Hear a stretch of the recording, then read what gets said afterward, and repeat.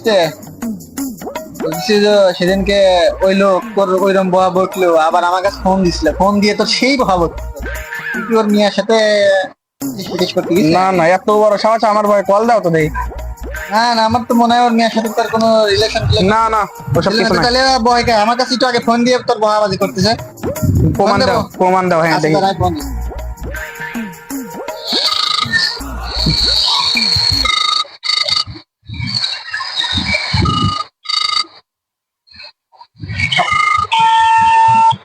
আসসালামু আলাইকুম।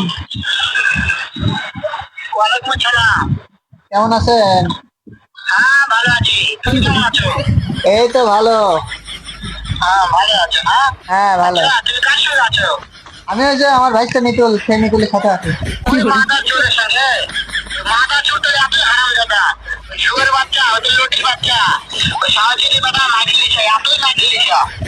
ওই হারাম দাদার আমি সামনে পাইলে একটা এমন একটা চুটকিতে মারবো, সারা মাদার চোর। এই আঙ্কেল, আমি আপনাকে কইছি এই ওই আওয়াজ শুনে শুনে আমি বেশি বলবো, শুয়োরের বাচ্চা, শুয়োরের বাচ্চা, আমি একটা এমন একটা তুমি আসতে এই আমি তোর কি কইছি এই ও তোমার মা তো যাচ্ছে।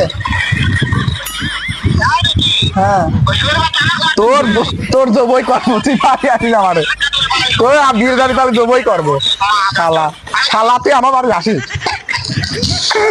দেখি তো